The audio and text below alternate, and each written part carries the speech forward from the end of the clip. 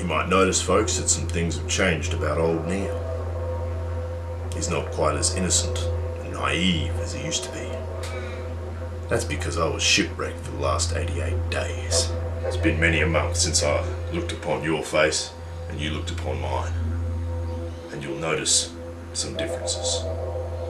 That's because this last winter was the hardest winter of my entire life.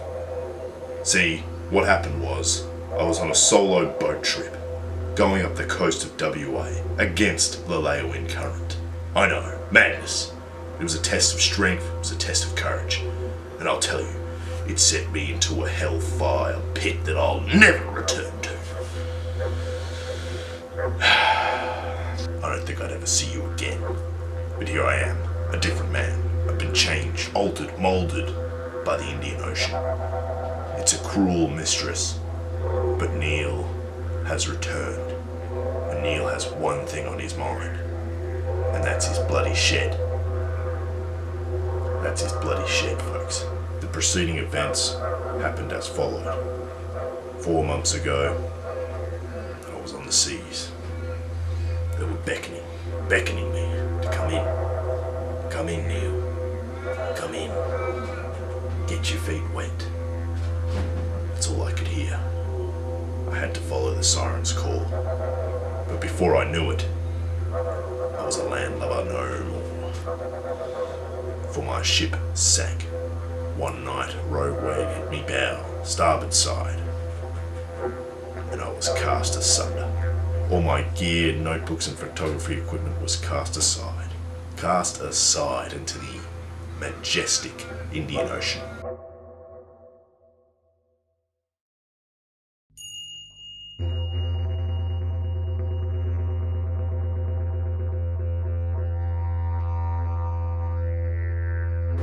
Shipwrecked in the Indian Ocean. A cruel mistress, if nothing else. I went out there without an ounce of knowledge, and look what happened to me. Look at me. This could happen to anybody. You could end up in the Indian Ocean, you could end up in the Pacific Ocean for all I care, without a whim or a hope in the world. Because once you're out there, son, you're stuck. That's a reality that was soon realized in my brain. Now listen here. The only way I survived and thrived was by learning the mechanisms known as fishing. By drinking the blood of invertebrates, fish, turtles, seagulls, and whatever else I could lay my hands on. I went out there knowing nothing about fishing. I learnt a lot that trip. I learnt a lot about myself and my soul and what I'm capable of. And I learnt a lot of bloody good fishing tips.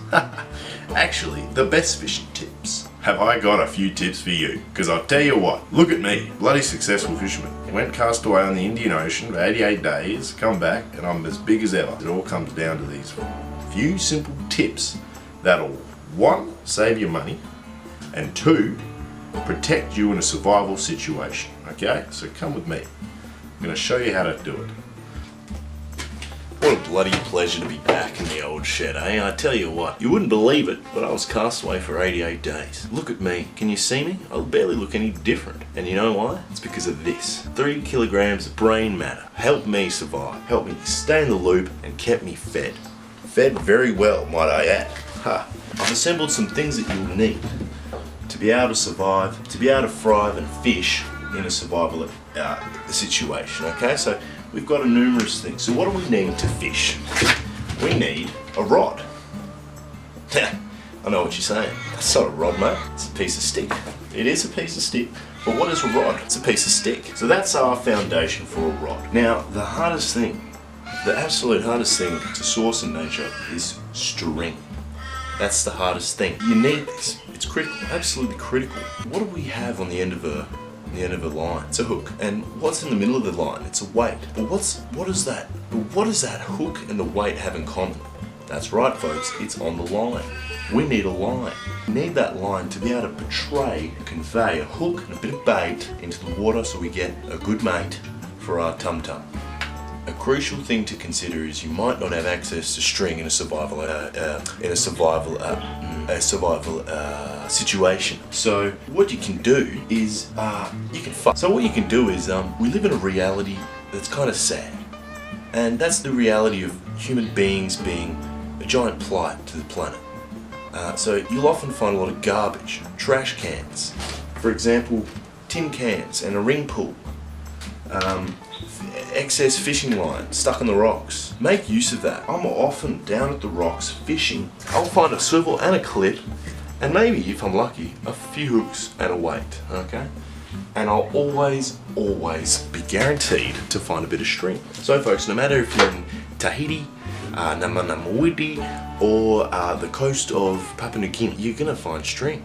You're gonna find it, alright? And if you can't find it, then try making a spear instead. So here we have some components. As I stated before, the rod base, some ring pulls from a can, which will act as a hook, a piece of wood, be driftwood, preferably a small piece of wood around that size, but here we've got power tools.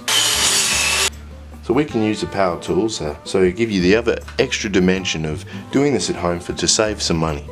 But if you're in a survival situation, it's tough. It's tough. You're probably not going to survive.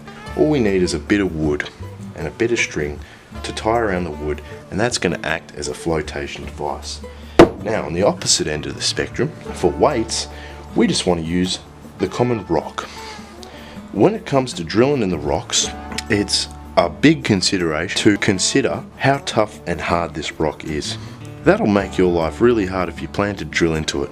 Otherwise, I'll show you a way to just wrap the line around it so we don't even have to drill any holes. If you did want to go ahead and drill some holes in your weight, this is the perfect rock to do it.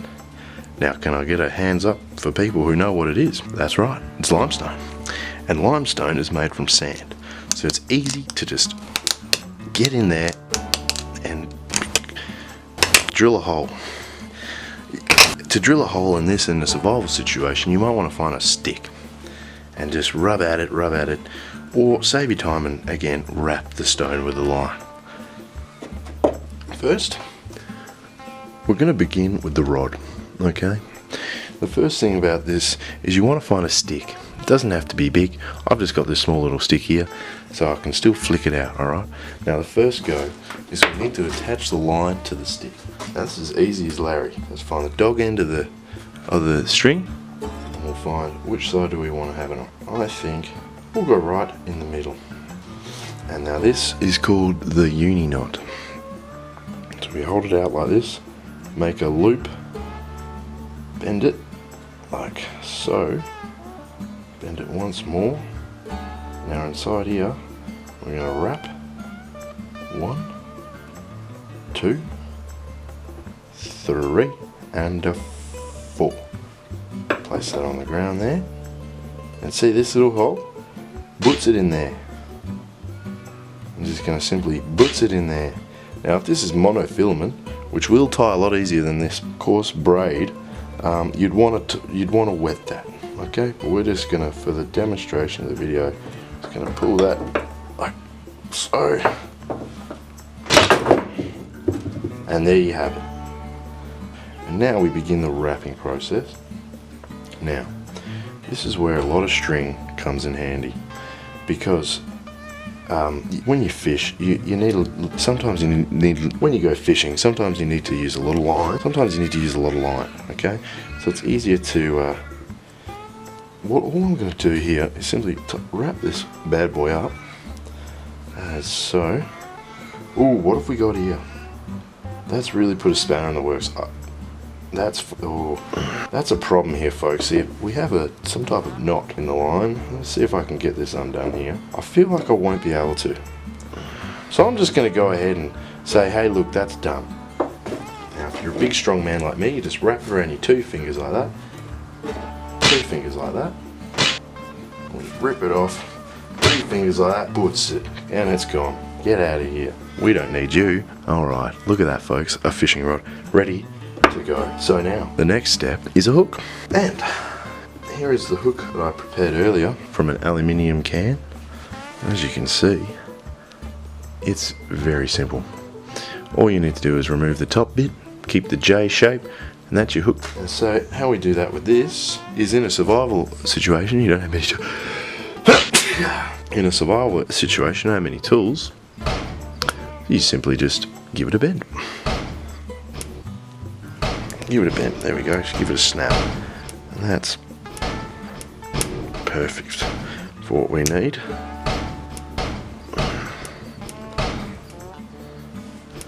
Alright, now we'll just attach the line like that. Now this is a great knot to learn, folks. Loop it like so. Like so, get a little bit of slack on the line. So this is what we don't want to happen. We don't want the dog end to come through. I'm going to reset that one. Get this boy in here.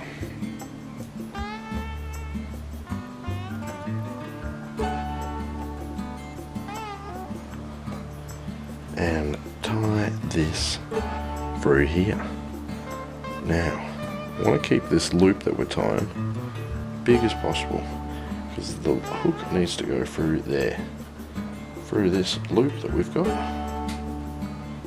like that. And then simply a matter of tying it on. And here you have it, an easy to do fishing rod with a stick, bit of string, bit of tin. Now if you can't find a bit of tin or a pop can lid like this boy, a good substitute is a stick, another stick, and you just wrap that up with any string that you have. Give it a bit of a sharp end and a jagged hook.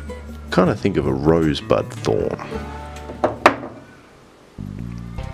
There she is. Now, how about I demonstrate how to use it?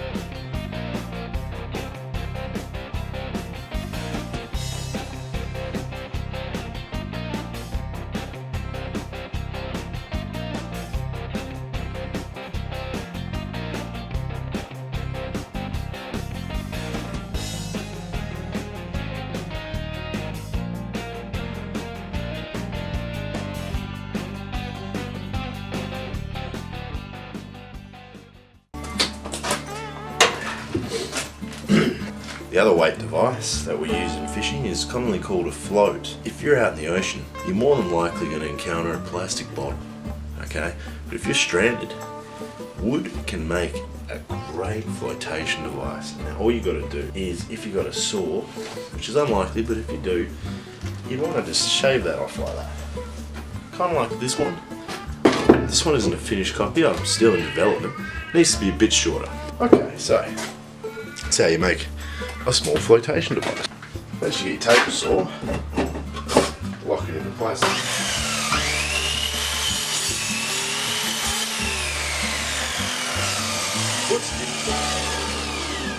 This is all you need, folks. Just a little bit of wood. Now back to the craft table, back to our rod.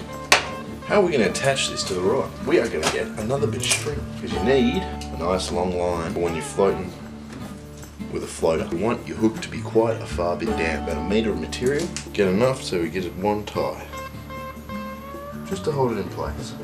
Okay, just to hold it. You know what? Let's go for two. Just to hold it in place. Just to hold it in place like that. Just to hold it in place. Give it 1-2 wraps. Push it in there and pull it tight. Just to hold it. Pull like that. Pull it in. Now we're gonna loop this through that loop. Just up. 1, hold it, 2, place, 3, I think, and we're just gonna see that. That's beautiful, isn't it? I don't know why that not performs. So I'm gonna push that down there like a boost, like a boost. There we go. No way is that gonna come off. How do we attach this to the main line? Just like this. What we're gonna do is grab one by that, and I don't know what we're doing, we're looping it like this. Loop, that's the way, we loop it like that. We have it now. And we fishing tips. Actually, the best fishing tips. Our weight and hook and rod and string. And it's going to be good. So let's go have a cast, shall we?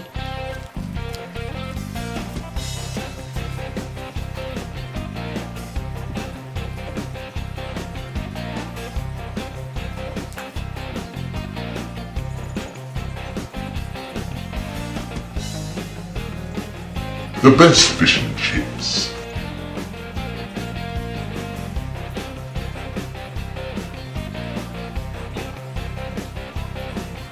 The best fishing tips.